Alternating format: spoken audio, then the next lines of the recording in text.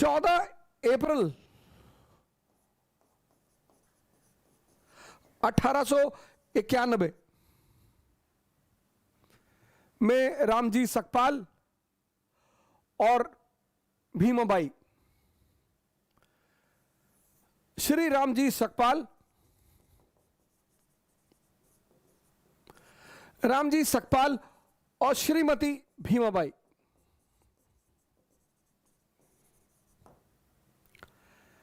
इन दोनों के 14 लड़के थे। 14वें पुत्र थे भीमराव रामजी।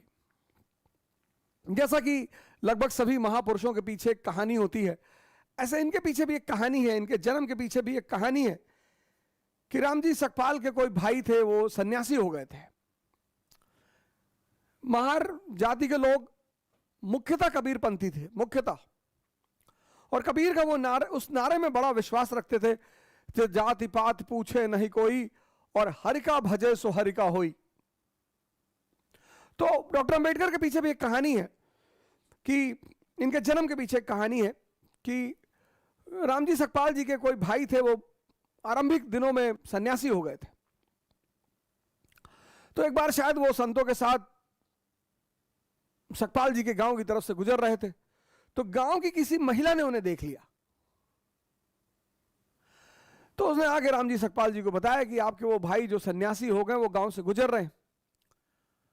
तो सकपाल जी भागते हुए उनके पास आए कि प्रभु महाराज हमारे दरवाजे चले, हमें भी सेवा करने का मौका दें। उन्होंने कहा यार घर तो तुम्हारे नहीं जा पाएंगे, अब तो मेरा कोई घर नहीं, मैं सन्यासी, सब कुछ मैं त्याग चुका हूं, लेकिन तुमको एक आशीर्वाद देता हूं कि तुम्हारे घर में एक ऐसा पुत्र पैदा होगा, ऐसा लड़का पैदा होगा जो पूरे इतिहास को एक नई दिशा देगा, एक नया डायरेक्शन देगा। और मैं आप सभी लोगों से निवेदन करता हूं कि आप किसी भी जाति के हो, किसी भी धर्म के हो, किसी भी क्षेत्र के हो, किसी को भी मानने वाले हो, डॉक्टर अंबेडकर को बिना पढ़े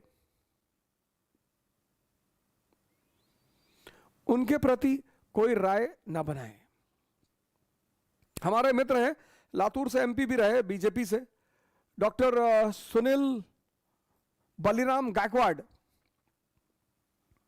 डॉक्टर सुनील बलिराम गायकवाड़, उन्होंने बड़ी सारी किताबें, मैरीन फूड्स करके किताब लिखी, और डॉक्टर अंबेडकर की जो उनकी किताब है, मतलब उनकी किताब पढ़कर मुझे बड़े सारे अंबेडकर के ऐसे पहलुओं के बारे में पता चला जिनसे मैं नावाकिफ था। 2-3 किताबें मैंने पहले भी पढ़ रखी थी, लेकिन गायकवाड़ साहब ने जो किताबें लिखी, जो किताब डॉक्टर अंबेडकर पर लिखी है, वो तो एक बहुत सारी किताबों में एक सराहनीय किताब है। तो कभी आपको मौका लगे तो डॉक्टर सुनील बलराम गायकवाड़ की वो अंबेडकर की जो जीवनी है उसको जरूर पढ़ें।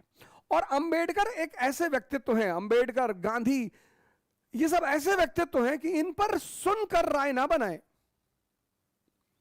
अगर इन लोगों पर सुनकर आपने राय बनाई, जैसे मैं एक बड़ा छोटा सा एग्जांपल आपको देता हूं, गांधी को इतना गाली देते इस देश में इतना लोग गाली देते, इतना, पर सर जब आप उस आदमी को पढ़ेंगे ना और समझेंगे, आज 2022 भारत एक राष्ट्र है।